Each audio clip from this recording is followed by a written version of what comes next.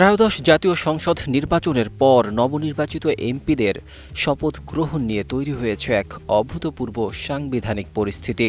পলাতক হাসিনা সরকারের স্পিকারের পদত্যাগ এবং ডেপুটি স্পিকারের কারাবাস, এই দ্বিমুখী সংকটে প্রশ্ন উঠেছে কে পড়াবেন নতুন বিজয়ী সংসদ সদস্যদের শপথ। সংবিধান এবং সংসদের কার্যপ্রণালী বিধি অনুযায়ী এই সংকটের সমাধানের পথ কি, সেই ব্যাপারে চলছে তুমুল আলোচনা।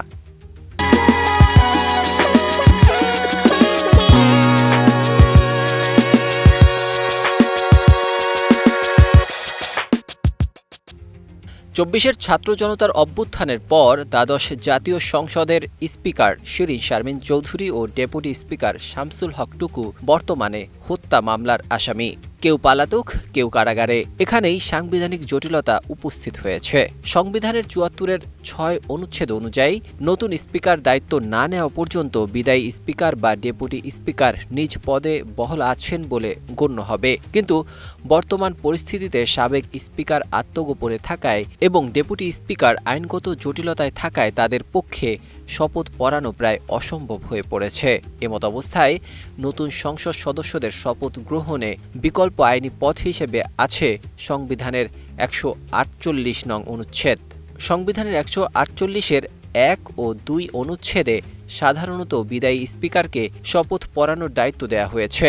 তবে ১৪৮-২-এর ক উপদফা অনুযায়ী নির্বাচনের ফলাফল গেজেট প্রকাশের ৩ দিনের মধ্যে যদি স্পিকার বা তার মনোনীত ব্যক্তি শপথ পাঠ করাতে ব্যর্থ হন, তবে পরবর্তী ৩ দিনের মধ্যে প্রধান নির্বাচন কমিশনার সিইসি সেই দায়িত্ব পালন করবেন। এদিকে আজ আইন উপদেষ্টা আসিফ নজরুল জানিয়েছেন, সিইসি শপথ পড়ানোর জন্য ৩ দিন অপেক্ষা করতে হয়, যা সরকার সাধারণত এড়াতে চায়। এছাড়া বিকল্প আইনি পথ দেখাচ্ছে কার্যপ্রণালী বিধির ৫-এর ১ বিধি।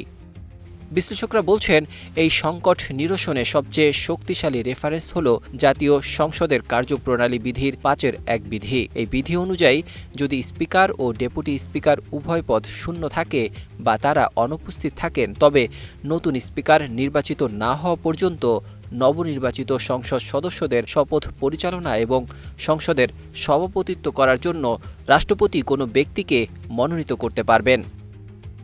এখন প্রশ্ন হচ্ছে, রাষ্ট্রপতি কাকে মনোনীত করতে পারেন? আইন উপদেষ্টার ব্যাখ্যা অনুযায়ী প্রধান উপদেষ্টার পরামর্শক্রমে রাষ্ট্রপতি কোনো উপযুক্ত ব্যক্তিকে, যেমন প্রধান বিচারপতিকে শপথ পাঠ করানোর জন্য মনোনীত করতে পারেন। সংসদ সচিবালয় ইতিমধ্যে এ বিষয়ে আইন মন্ত্রণালয়ের মাধ্যমে রাষ্ট্রপতির কাছে সারসংক্ষেপ পাঠানোর প্রক্রিয়া শুরু করেছে। তবে এখানে আছে একটি ভিন্ন পথ। আইনিভাবে ডেপুটি স্পিকারকে প্যারোলে মুক্তি দিয়ে নবনির্বাচিত সংসদ সদস্যদের শপথ পড়ানো সম্ভব বলে মনে করছেন অনেক বিশ্লেষক।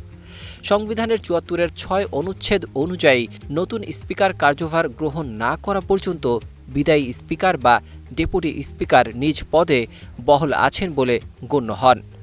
বর্তমান ডেপুটি স্পিকার শামসুল হক টুকু হত্যা মামলায় কারাগারে আটক থাকলেও সরকার যদি তাকে দিয়ে শপথ পড়াতে চায় এবং তিনি যদি জামিন না পান, তবে তাকে প্যারোলে মুক্তি দেওয়ার আইনি সুযোগ রয়েছে।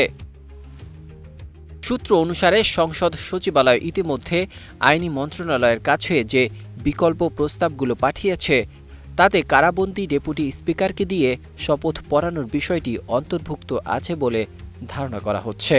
তবে আইন উপদেষ্টার মতে সাবেক স্পিকার বা ডেপুটি স্পিকারের মাধ্যমে শপথ পড়ানোর সুযোগ বর্তমান পরিস্থিতিতে সীমিত হওয়ায় সরকার রাষ্ট্রপতি মনোনীত প্রতিনিধি বা প্রধান নির্বাচন কমিশনারের মতো বিকল্প পথগুলোকেই গুরুত্ব দিচ্ছে। সার্বিক দিক বিবেচনায় এই দুই বিকল্প তথা সংবিধানের ১৪৮-২-এর ক অনুচ্ছেদ অনুযায়ী প্রধান নির্বাচন কমিশনার অথবা কার্যপ্রণালী বিধির ৫-এর ১ বিধি অনুযায়ী রাষ্ট্রপতি মনোনীত প্রতিনিধি, যেমন প্রধান বিচারপতির যে কোনো একটি ধারা এই আইনি শূন্যতা পূরণ করা সম্ভব। এভাবে সাংবিধানিক ধারাবাহিকতা বজায় রেখে ত্রয়োদশ সংসদের যাত্রা শুরু করতে পারবে। ডেস্ক রিপোর্ট, ২১শে টেলিভিশন।